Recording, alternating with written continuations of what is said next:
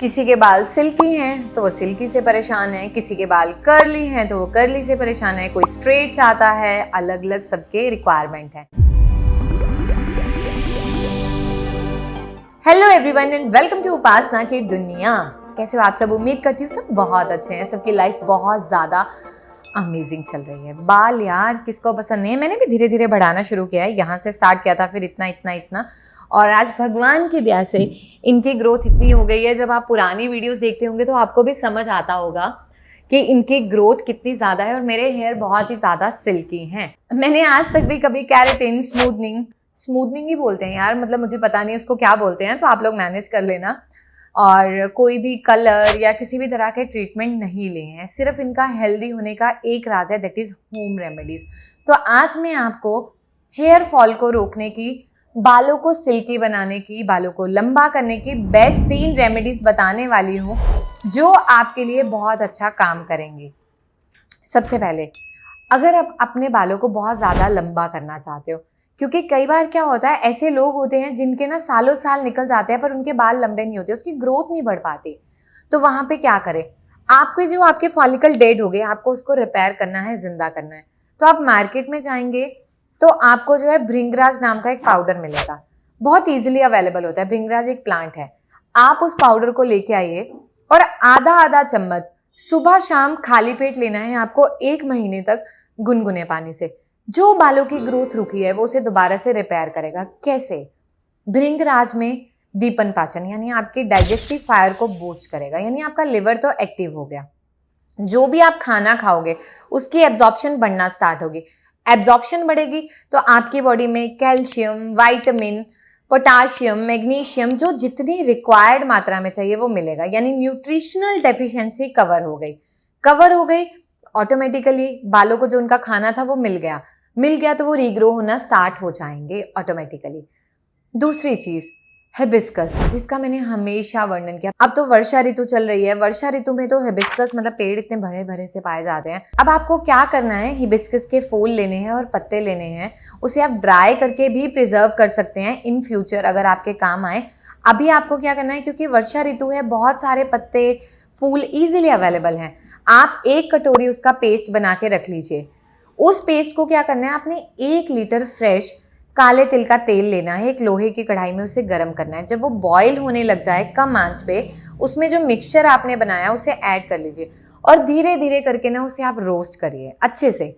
जब वो पूरी तरह से पक जाए, यानी कि वो ड्राई हो जाए, उसे आप छान के रख लीजिए और उस तेल की रेगुलर आप मसाज करिए स्कैल्प में रेगुलरली। तो जो आपके फॉलिकल डेड हैं वो दोबारा से रिपेयर होना स्टार्ट हो जाएंगे। और जब आप ऑयलिंग करें तो आप ध्यान रखें कि आपको इस तरह से अपने स्कैल्प में इस तरह से पूरा आपको प्रेशर देना है, ये पूरा अच्छे से, ये पूरा धीरे धीरे करके, ताकि सर्कुलेशन भी बढ़े और प्रॉपरली मसाज करनी है। ये हो गया आपका पहला तरीका। जितनी बार मर्जी ऑयलिंग करिए, बहुत बेनिफिट मिलेगा। दूसरी चीज़, बाल लंबे करने हैं बट स्कैल्प बहुत ज़्यादा ड्राई है। अब ड्राई है तो हेयर फॉल होगा, डैंड्रफ होगा। तो उस सिचुएशन में हम क्या कर सकते हैं? बहुत सिंपल है।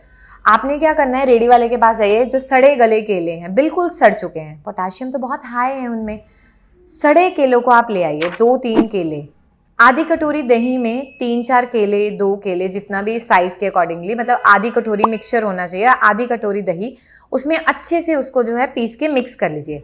वो पूरा एक मिक्सचर बन गया। उस लेप को हफ्ते में 2 बार अपने स्कैल्प में प्रॉपरली लगा के, और आपको इस तरह से जेंटली मसाज करना है प्रॉपरली, ऐसे ये पूरा, और यहाँ से लेके पूरा अपना जो है इस तरह से फुल लेंथ में अपना इस तरह से पूरा मसाज करिए।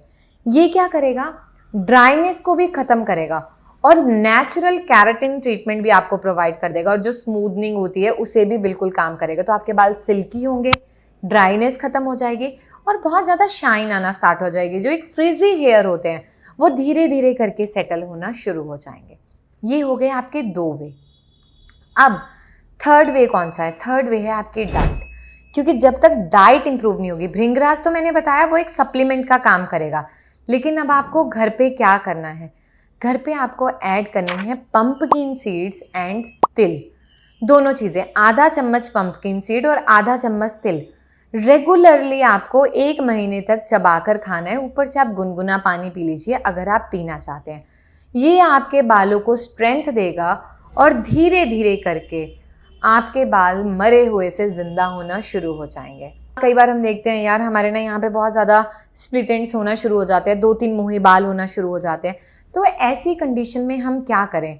अगर आप जेन्युइनली इन 3 स्टेप्स को फॉलो करते हो 1 महीने तक, 1 महीने बाद आप मुझे बता दोगे कि आपको कितना चेंज विजिबल है।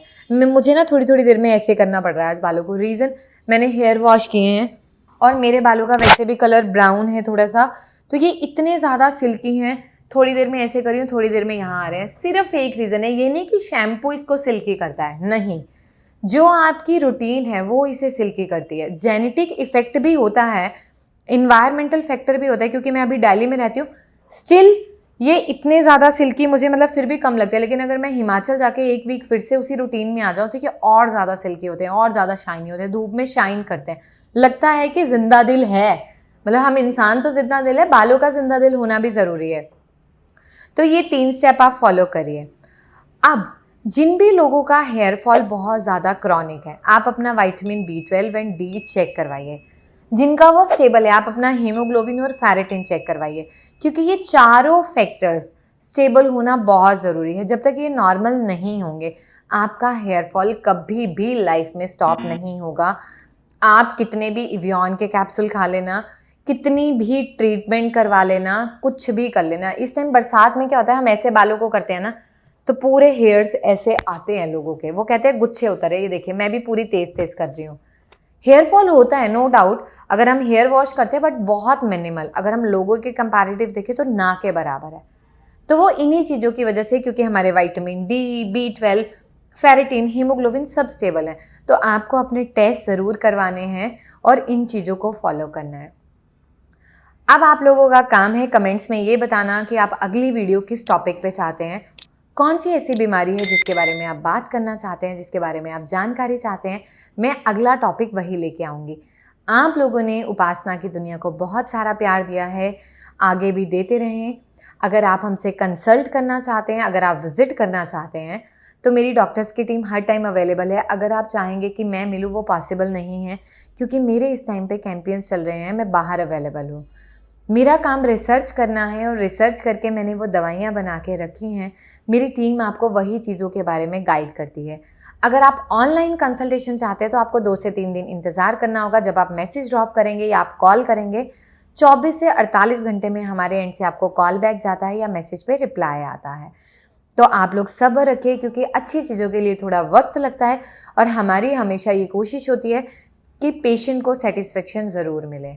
आप लोगों ने मुझे, उपासना की दुनिया को बहुत प्यार दिया है, आगे भी इसी तरह से देते रहें। बहुत बहुत शुक्रिया।